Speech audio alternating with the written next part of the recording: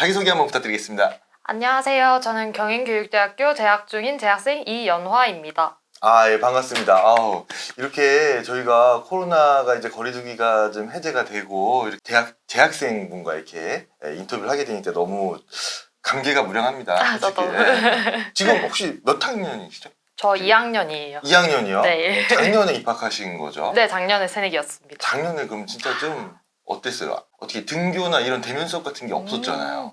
저희 학교는 1학기 때는 전혀 없었고 2학기 때는 한 3주 정도 대면을 했어서 전 동기도 만나고 전 생각보다 괜찮은 새내기를 보냈습니다. 괜찮았었어요? 네. 이번에 2학년으로서 이제 후배들이 오고 이제 대면 수업도 하고 코로나도 지금 약간 이제 거리두기가 해제된 상황에서는 좀 또 다른 또 기분일 것 같아요. 네, 제가 새내기 때는 좀 많이 못 해봤던 것들인데 지금 새내기들은 선배들이랑 밥약도 하고 또 동아리도 열심히 하는 걸 보니까 네. 저도 선배로서 좀 더 열심히 활동해야겠다 이 생각했습니다. 그렇죠.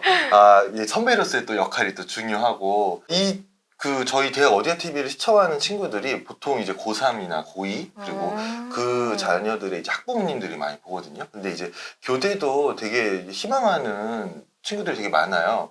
근데 그 부분을 이제 중점적으로 이제 재학생 입장에서 좀 말씀 좀 여쭤볼까 하는데, 우선은 교대랑 사범대, 그러니까 선생님이 되고 싶어하는 학생들이 꽤 많잖아요. 네. 교대랑 사범대가 뭐 어떻게 다른지 이거에 좀 차이점을 궁금해하는 친구들이 많거든요. 가장 기본적으로 교대는 초등교사 양성을 위한 곳이고 또 사범대는 중고등학교 교사를 양성하는 곳인데 약간 큰 차이점이 있다면 초등교사는 아무래도 특수목적 대학교이고 사범대는 일반대에 소속되어 있는 교육대학교에 다니는 것이기 때문에 약간 진로의 확정된 정도가 좀 다른 것 같아요.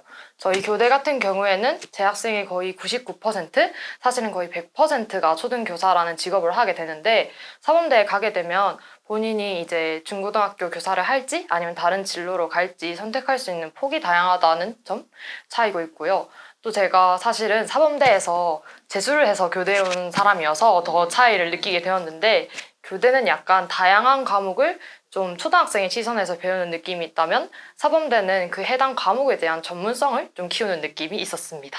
이 정도 차이점이 있었던 것 같아요. 대단하네요. 그 사범대를 다니시다가 사범대도 좋은 곳이었어요. 어때요? 그 만족도가? 교대랑 사범대 둘 다 다니셨는데? 저는 일단 학교에 옮기고 해서 되게 만족감이 높은데 전적대가 안 좋았다기보다는 제가 뭔가 40년 정도 가르칠 만한 과목을 찾지 못했어요. 가장 좋아하는 과목을 찾지 못해서 교대는 제가 좀 다양한 과목에 재능이 있는 편이어서 잘 맞는 것 같아서 잘 다니고 있습니다. 아시다시피 그 교대는 이제 말씀하신 것처럼 90% 이상이 이제 초등교원으로 임용이 될 가능성이 높은 거고, 이제 사범대는 또 특정 과목에 따라서 또 다르기도 하고, 실제로 사범대 나와서 다 임용고시를 또 치르는 건 아니더라고요. 네, 맞아요. 교대는 이제 실제로 이제 지원하다 보면은 교대는 학과가 하나밖에 없잖아요. 네. 이거 설명 좀 해주세요. 저희가 사실 초등교육과라는 단일과의 학교로 한 600명의 학생이 모두 같은 전공인데 약간 생각하시기 쉽게 경영이 A반, B반, C반 이렇게 나뉘는 것처럼 저희는 과목으로 나눠서 초등교육과인데 그중에 심화전공이 뭐 미술교육과, 수학교육과 이런 식으로 저희 학교는 총 14개의 과가 있습니다. 그래서 초등교육과라고 다들 전공을 얘기하시면 되는데 그중에서도 심화전공이 뭐예요? 하면 저는 뭐 음악이에요, 미술이에요 이렇게 답하시면 될 것 같아요. 그렇군요.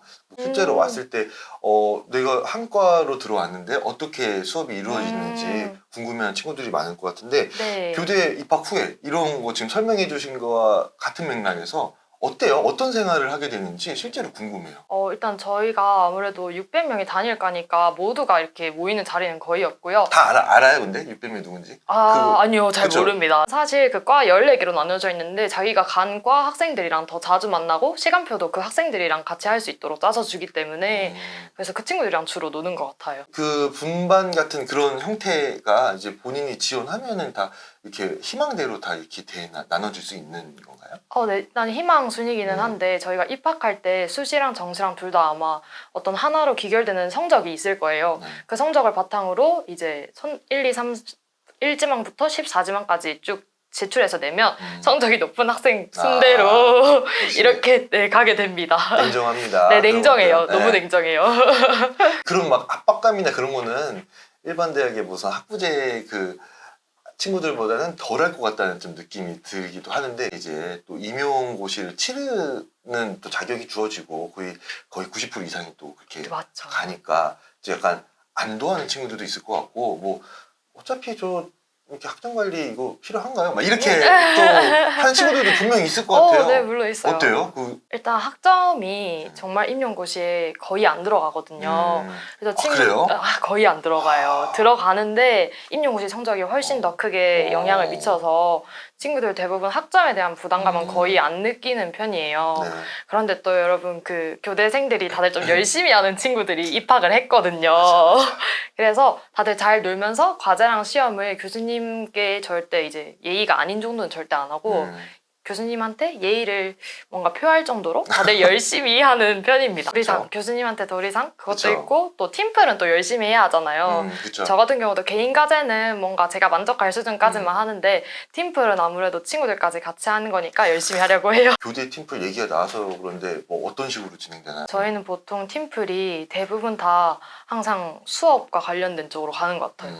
어떤 활동을 하더라도 맨 마지막엔 항상 발표가 무조건 있는 발표. 뭔가 수업을 아이들한테 실제로 해본다 생각하고 발표를 해봐라 이런 거다 보니까 모여서 다들 어떤 수업을 할 건지 아이디어 회의 같은 걸 하고 아니면 이제 지도안 같이 쓸 때 서로 의견 내고 그런 팀플이 좀 많은 것 같습니다. 아무래도 이제 실제로 졸업 후에 이제 현장에 투입이 되다 보니까 그런 훈련이 좀 많이 초반부터 시키는 것 같아요. 1학년 때부터. 그리고 교대 가면은 또 이런 질문 많습니다.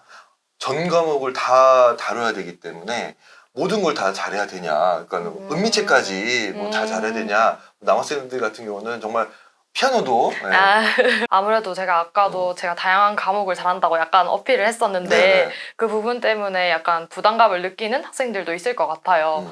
근데 약간 저의 생각이기도 하지만 사람이 특성이 다 다른데 잘하는 과목이 있을 수도 있고 또 못하는 과목이 있을 수도 있잖아요.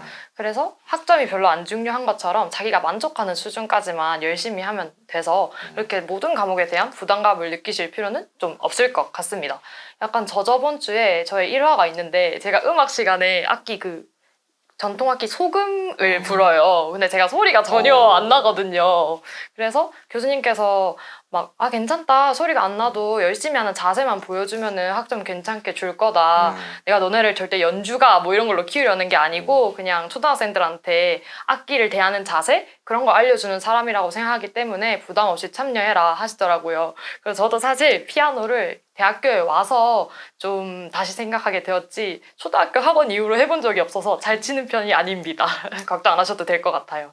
그래도 악보 보면 이렇게 칠 수 있는 정도까지는 보통 다 하나요? 저희가 음악 실기 원 과목이 음표 보는 법부터 해가지고 완전 처음 가르친다는 가정하에 알려주시거든요. 그래서 전혀 문제가 되지 않고 학점을 받을 때도 그 기본으로 하니까 잘하는 친구가 뭔가 좀 더 편할 수는 있어도 못하는 학생이 열심히 수업 듣고 과제만 하기만 한다면 따라가는데 전혀 무리가 없습니다. 그리고 학생들이 이런 것도 궁금해하는 것 같아요. 뭐 일반 대학에서는 이제 뭐 수강 신청을 할 때 여러 과목을 막 선택하기도 하고 탁과 과목 뭐 교양으로 선택하기도 하고 또 복수 전공을 뭐 원하는 친구들은 뭐 1학년 때부터 계획을 하는 친구들도 있는데 그 교대는 뭐 선택 과목 어떤 수강 신청의 어떤 선택권이 있는 건가 없는 건가 정말로 이거 뭐 교대마다 다르겠지만 뭐 어떠세요? 이런 완벽하게 짜여서 나오는 건 아니고 한마디로 정리를 하면 다른 학교보다 선택의 폭은 좁되 자유는 약간 있다. 거의 90, 10? 90이 약간 정해져 있고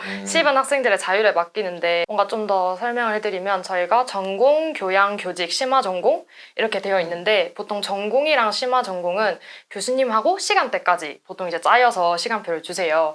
그러면 그걸 그대로 따라도 되고 만약에 나는 우리 과 동기들 말고 다른 과 동기들이랑도 좀 들어보고 싶다 하면 선택되어 있는 걸 취소를 하고 독강을 할 수 있습니다. 시간표에 맞춰서. 그리고 교양은 보통 저희가 14개의 반이 있는데 한 3개에서 4개 정도의 반이 같이 듣는 수업이 있거든요. 그래서 시간대가 한 개로 정해져 있지는 않고 한 3, 4개 정도로 정해져 있어서 그중에 교양은 선택할 수 있어요. 그래서 다른 일반 대학교에 다녔을 때처럼 모든 시간표를 제가 다 짤 수 있는 건 아니지만 짜여져 있는 내에서 제가 좀 변동을 할 수 있다는 점? 그런 점이 좀 좋은 것 같아요.